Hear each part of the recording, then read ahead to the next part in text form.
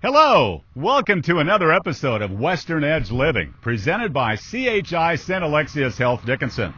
I'm very proud to be your host. I'm Bill Polinick, and along with being on this show, I'm also the media director at the North Dakota Cowboy Hall of Fame in historic Medora. Thank you so much for tuning in today. The importance of self-care. This subject is very important to the folks at CHI St. Alexius Health in Dickinson. Physical health, along with mental well-being, is at the core of today's society. Older adults view symptoms of depression and anxiety as a normal part of aging. They are not. If you or someone you know is experiencing long periods of sadness, feeling worthless, or extremely stressed, we can help. Senior Life Solutions is a hospital-based program which supports older adults experiencing conditions related to mental health. Find out more by calling 701-456-4900. CHI St. Alexius Health Dickinson can and will help. You know, the fall and winter months are a very, very busy time of year at the North Dakota Cowboy Hall of Fame. We have events scheduled throughout this time of year, and you're invited to join us. Stay on top of the latest news and information by becoming a member of the North Dakota Cowboy Hall of Fame today. We have details on our website, northdakotacowboy.org. This behind me is one of the busiest highways in the state of North Dakota. Highway 85, which connects communities such as Williston and Watford City to I-94, Bowman, the Black Hills, and beyond. There have been numerous fatalities on this stretch of highway from 6 Mile Corner to Grassy Butte. The traffic on this road includes oil field, agriculture, and about every other industry in our state. And today, there's more than just discussion about a new 4-lane interstate known as the Theodore Roosevelt Expressway, or I-27. The Ports to Plains Alliance is a proposed 4-lane divided highway system that promotes trade and transportation nationally and internationally throughout the Great Plains region, running from Canada to Laredo, Texas. The executive director of the Theodore Roosevelt Expressway Association, Cal Klewin, joins us. Our conversation begins in just a moment here on Western Edge Living, presented by CHI St. Alexius Health Dickinson. CHI St. Alexius Health Dickinson presents Western Edge Living.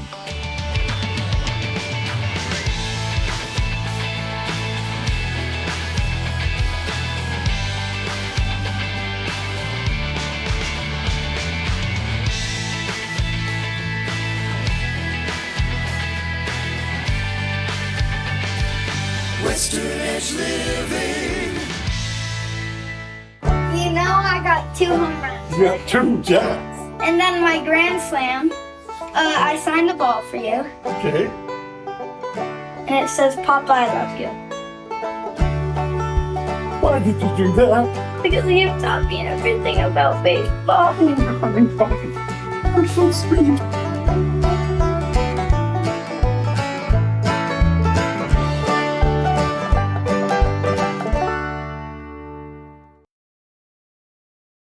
Service Pro Express Lube, now open on East Villar Dickinson, gets your vehicle serviced quickly and you're back on the road in no time. No appointment required. You don't even get out of your vehicle. They utilize Service Pro oil, the only oil produced and refined in the U.S., and it meets or exceeds vehicle manufacturer requirements. Plus, they top off all fluids and perform multi-point inspections. It's part of what's offered at Service Pro Express Lube. Students looking for a part-time gig? Inquire at Service Pro Express Lube. Ask about the Scholarship Incentive Program. Service Pro Express Lube, East Villar Dickinson, next to Lucky's. At Pancheros, we don't just make burritos. We build them for a full-on flavor experience when you eat it. Pancheros. Come build your better. At Pancheros, we mix our ingredients so that all the right stuff is in all the right places. Pancheros. Come build your better.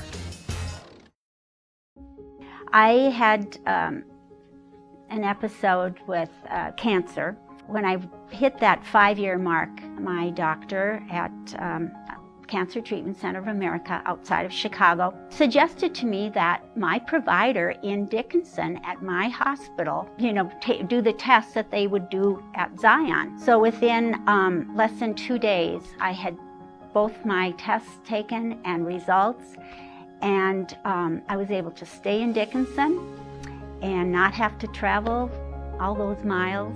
I just feel the fact that they work so closely together in making sure that those tests were taken and that my overall health was first and foremost in both those minds, whether it was at CTCA at Zion or my hospital right here. So I'm just so grateful for that. And we are back at the studio here at Western Edge Living, presented by CHI St. Alexius Health Dickinson. Lots of things you could be doing right now, but you're watching our program, and we greatly appreciate that. My experiences with Highway 85 involve a 16-mile stretch between Belfield and what we call Blacktail, about 16 miles north of Belfield. Years ago, I would drive that highway, I would meet maybe 3 vehicles, and I knew who 2 of them were. Today, that's not the case. There's been days where I would count up to 127 vehicles in that 16-mile stretch, and that's only going in one direction. Also, if you're familiar with that highway, there's 6 Mile Corner. From there all the way to Grassy Butte, there have been a number of fatalities over the years, and gosh, in fact, there was one just about a month ago, and that prompted me to bring you today's program. We had the Billings County Sheriff scheduled. However, he's a busy man and things come up. He couldn't be with us today, but we have the Executive Director of the Theodore Roosevelt Expressway, Cal Klewin, with us today. Cal, good to see you. Nice seeing you. What would you be doing if I hadn't called you? What would you be up to today? I'd be busy. I'm trying to promote a conference here that's going to be held in Dickinson, so we're working on that. We're going to talk about that here in a minute. Okay, the Theodore Roosevelt Expressway, Ports to Plains Alliance, and I-27, all basically the same thing? Well, let me explain. The Theodore Roosevelt Expressway my area is the northern portion from Rapid City, South Dakota to the Canadian border, and then we do have some Canadian interests in the corridor. Below Rapid City down to Lyman, Colorado, what's called the Heartland Expressway. That's the middle third. And that's completed from Rapid City down to the Nebraska border, 4-lane. Then it connects on down to the Ports to Plains, which in that point, in the Amarillo district and that type of thing, is what they've dedicated as I-27. So it all connects. Okay. And our goal is to have, in this area, and you're very familiar with what we've done so far, is we're having a 4-lane divided highway from the Canadian border. But North Dakota's really stepped up to the plate based on what the issues you had talked about with heavy freight movement, tourism, agriculture movement, that type of thing. So, are the issues in other parts of the country similar to ours? A lot of it is in Texas. They're trying to relieve the traffic off I-35, if you're familiar with that, and bring it over more into the rural areas. I'm sure you're aware that North Dakota is right behind Texas in oil and gas production. So we got the high-level states on the south and the north with oil and gas production connecting. And those 2 states work pretty together with that industry. So there's a lot of, as you mentioned, a lot of heavy-duty freight movements. Gosh, on any given day, you can run into a workover rig. You can run into a crane, and those don't run into them. Well, no, you meet them, I should say. You'll encounter those types of vehicles. A crane, a workover rig, traveling maybe 40, 45 miles an hour. Long lines of traffic behind them. You might come across a windmill blade, those wind generators that you see out on the horizon. You'll run into those. They're traveling with those. Farm equipment. Just about every industry that's in the state of North Dakota is represented on that 16-mile stretch of highway. And I, for one, am all for this 4-lane. I think it is greatly needed. A lot of questions here that come up. First of all, you've got the town of Bowman, you've got Belfield, and then, of course, South Fairfield and the Four Corners Cafe area. Is there a plan for those yet? First of all, St. Demetrius Church and Four Corners, we're wondering why there wasn't a turning lane put in when they put those in a couple of years ago. So what is the plan going forward for those communities that are within our viewers today? Well, right now, the communities that you mentioned, Belfield South, Amadon I have a meeting in Amadon on the 27th next at the fairgrounds. Okay. There's some concern there after, it looks like this thing is going to move on, and it will. It's going to take some time. But those communities are going to have to step up to the plate, have a little plan of how they want to deal with it. Bowman, I know, has addressed it a couple different times. In Bowman, that's an issue going over the top of, we have a rail line. So does Belfield. Yeah. So that issue has to be dealt with the railroad of widening those overpasses for the 4-lane, or however they want to deal with it. That's up to those communities how they choose, and they present that to the North Dakota DOT. What we're doing and where we're at right now in north of I-94 is they are working on the planning and design from where we're leaving off at Highway 200, which will be bid next year for that 4-lane, from Highway 200 down to I-94. Oh, really? And the planning, yeah. Oh, wow. And the key we want to keep moving on that is that environmental document is done to I-94. Okay. So that's where we're hustling at to get the funding to get that 4-lane to I-94. Right now, you're under construction from the Little Missouri Bridge north to Watford City, Exactly. correct? What's the progress like in that stretch? That'll be done this fall. Okay. And then we did get, when the DOT asked for a grant for US 85, which they've asked for several, including the replacement of that bridge, which we were unsuccessful. So a lot of that has been state funding, thank for the legislature here in North Dakota recognizing that there is a need. So from the Long X Bridge south, there is a gap from the bridge to about 6.5 miles through that rough terrain that is not included in that grant money that they just got, which was $55 million. Wow. And that from the top of those breaks up to Highway 200, that is where this next phase is going to be. And what we need to do now is work very closely with the funding mechanism that we can use for the 6 miles south of the bridge up to the top of the breaks. That's a very expensive piece of work. And the benefit cost analysis for that grant that we received, we probably would not, DOT may have not gotten that grant because of the expense. So we have to figure out another way of doing this. Yeah, what I'm hearing, Cal, and I guess it goes without saying, and I knew this prior to our interview, that this is going to be a marathon. This isn't a sprint. This is going to be, what kind of time frame would you say, 5 years, 10 years? What are we looking at to have this project completed? Is it ever going to be completed? You're the 30th guy in the last 2 weeks has asked me that question. I'm sure. I cannot answer that. I mean, Okay. it's just, it all depends on funding. We would like to move as quickly as we can, Sure. on the especially since we're getting some good progress coming south, but then all of a sudden when you get communities like Amadon saying, what's going to go on with us? Kind of the same thing in Fairfield. They made the decision, we want you to come through. Okay. And so it's up to those communities of how they want to handle it. I also get questions, about from ranchers. What about, I have pastures on each side of the road. What are we going to do about this? Well, it's going to be handled through the planning process. And there's going to be ways to move livestock under this system. Having said that, the wildlife bridge that Yeah. runs underneath 85 now, right next to where the Long X Bridge was, that is working phenomenally well, as I understand. Exactly. Yeah, and you've they've got some- elk, you've got deer, you've got antelope, you've got all kinds of critters Yeah, running that's into the what's highway. saving those lives on Yeah. that. And I know that's difficult. It adds so much expense.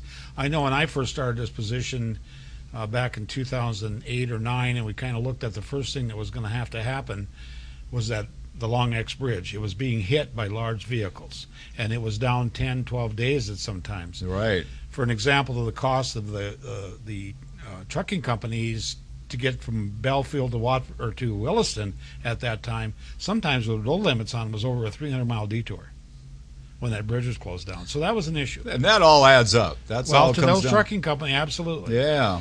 And so this is all about efficient freight movement and safety with tourism. It is our tourism area in North Dakota, and I'll explain that a little bit more if you get a chance of how we're looking at connecting South Dakota with Mount Rushmore, Theodore Roosevelt Park, and the new library.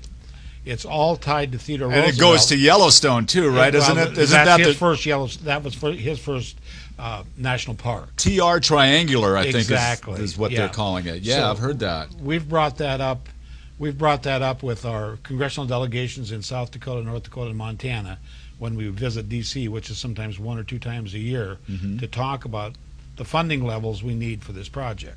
Okay, and I've heard that there's the possibility there's talk of tour buses running that gamut from Yellowstone to the Black Hills and Mount Rushmore and back up to the Theodore Roosevelt Library. That's being talked about. Wow, what exciting times are these, huh? It is. It can be great. I mean, you talk about rural development, and what you need to do that is, well, of course, we have agriculture and energy and that type of thing, but the tourism aspect and bringing in people to these rural areas to spend money. And it happens. I see it. I'm from Bowman. I see the traffic that comes through that community. What would we do without 12 and 85? Right, exactly. I mean, it'd be a slow deal. Everything that we've talked about in the last 10 minutes, Cal, is basically like a big pot of stew. We got our potatoes, we got our carrots, we've got our roast beef, everything in there. And I'm sure that somebody watching has a ton of questions. You have an event coming up in September that we're going to talk about, that people can come and get questions answered? Absolutely. Okay. Yep. It's great. We'll talk about that here when we get back together here on Western Edge Living. We're visiting with Cal Klewin with the Theodore Roosevelt Expressway on Western Edge Living, presented by CHI, St. Alexius Health Dickinson. Wise men say only fools rush in, but I can't help falling in love with you.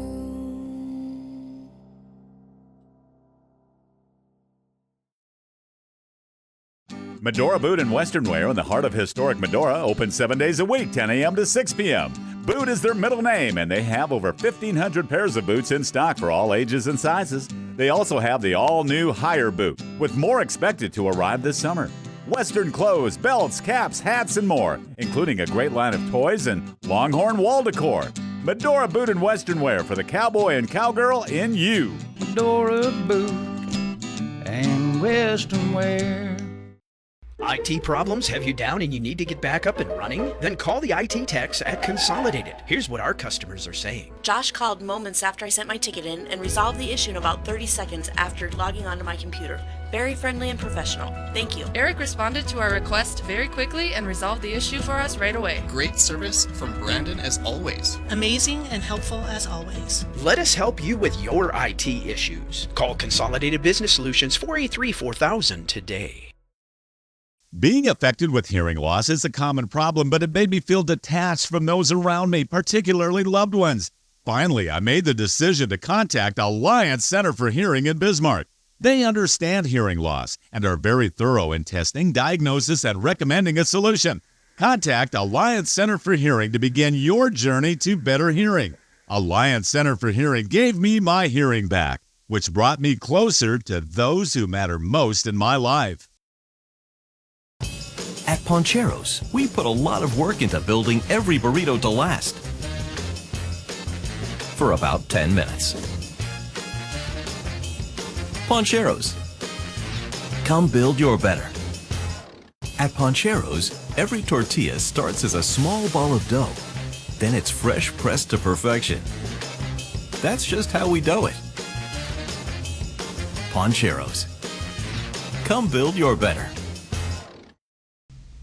And we're back on Western Edge Living, presented by CHI, St. Alexius Health Dickinson. Our guest today is the Executive Director of the Theodore Roosevelt Expressway, Cal Klewin of Bowman, North Dakota. First of all, your job description. What are you? What's your mission? What's your purpose? What do you do?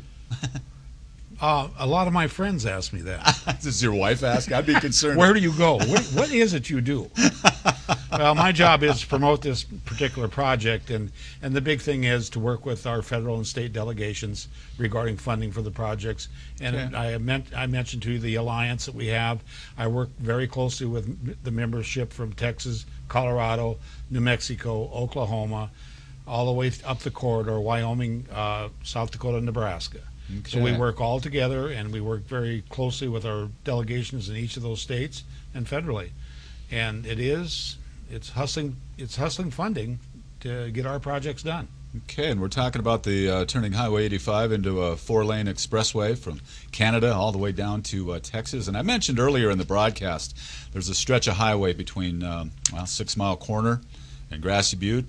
Over the years, since the mid-1960s till just a couple of months ago, there's been so many fatalities on that stretch of highway. Is there a common denominator? Is there a reason for that, or is it just an awful coincidence? And do you hear about that sort of thing in other parts of the areas that you're working with? Well, I know that I've known several people that had accidents there, and it's a shame. I don't know. I really can't address why that happens in that area. I don't know the safety issues of it. I do know that that is a high accident area. One of the things that you bring up about the freight movements and that type of thing, and I really had to sell this to the North Dakota legislature, but I did finally, after I think 4 years of asking, and I finally found the information I wanted to get was the oversized permitted loads, just permitted, not just straight trucks going, the permitted oversized loads. And that information was provided to us every quarter now from the North Dakota Highway Patrol. But Highway 85 leads the state in oversized permitted loads. Okay. So Wow. that was one of the things that I think maybe, like you had said, wow, because if you take a look at other that's in 4-lane highways. We lead I-29, I-94 at a lot of points, and the only one that probably exceeds us is Highway 2.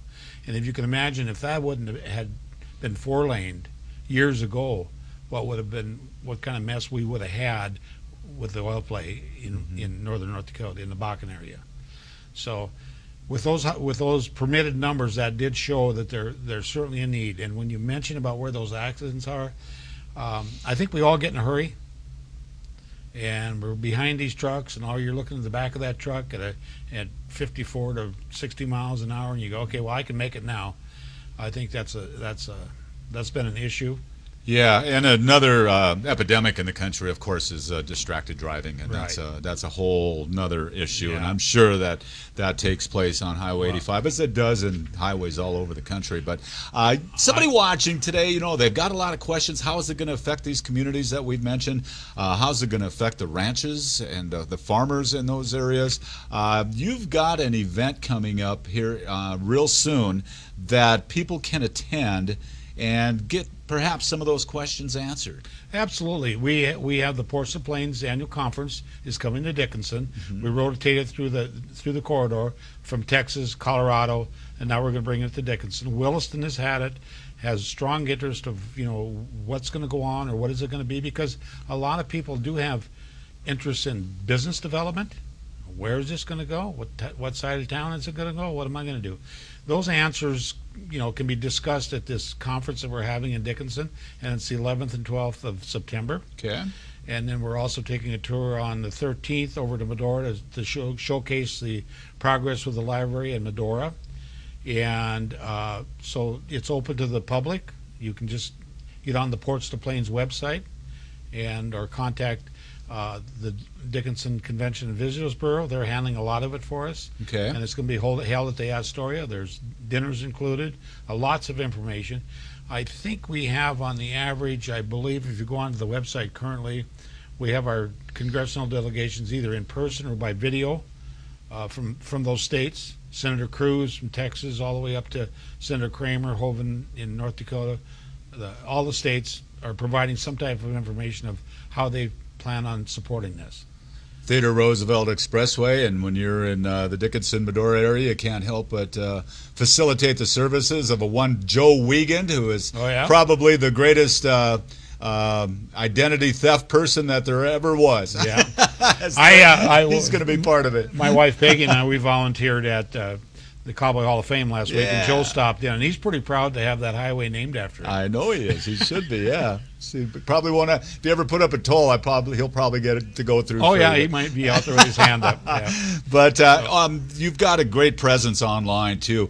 From Ports to Plains Alliance, you can find that on Facebook. You can find the Theodore Roosevelt Expressway on Facebook. There's links to your website, and there's more information on this event coming up here in September that we can find. Yep. Anything else, Cal, that we should mention today? Well, I appreciate the opportunity, and one of the things we're bringing up that I wanted to touch a little more on the tourism triangle between Theodore Roosevelt Park and Mount Rushmore, and Yellowstone Park, which Theodore Roosevelt is on Mount Rushmore. Then we got the Presidential Library coming in, which is going to be huge in that area, and then the first national park was Yellowstone. But as I mentioned, Peggy and I had worked in Medora many different times, either for the foundation or for the Cowboy Hall of Fame. And when we visit with people, it's kind of ironic of when you ask them questions, well, where are they from? Well, we're from Florida. Well, how was your drive up here? Oh, no, we didn't drive. We flew.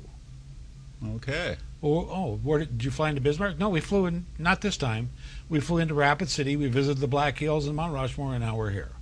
So that is probably going to get as big as anything on this for this corridor. Well, you mentioned the Black Hills, and there's an autobiography on the life of Harold Schaefer, and in the early 90s, Harold Schaefer is quoted as saying, we have to take a look at the Black Hills and what they're doing there, because someday people are going to be investing in Medora.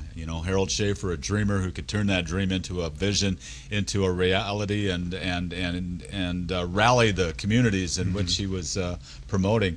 And by golly, his dream is coming true, from the library to the new musical and all of that. It's and happening. Now the Theodore Roosevelt Expressway, the TR Triangular. What exciting times are these? We're going to look back on this one year and go, wow, that was the Wild West back then. Yeah, it's come a long ways. The thing that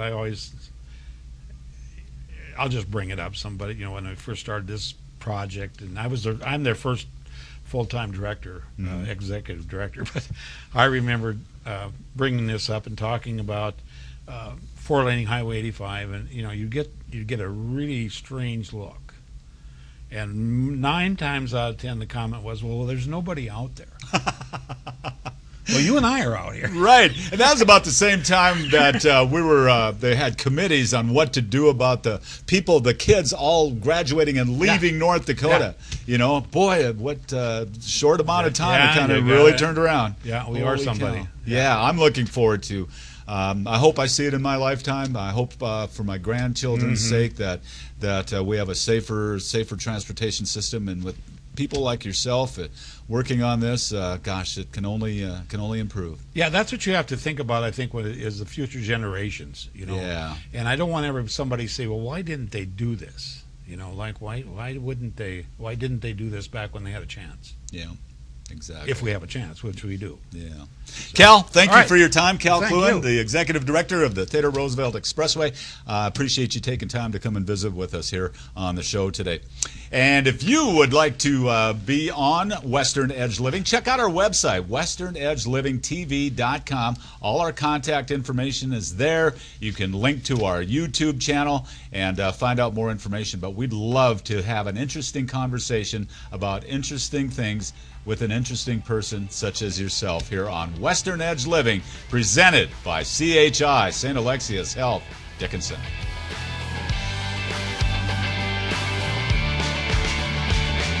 Thank you for watching Western Edge Living, presented by CHI, St. Alexius Health Dickinson.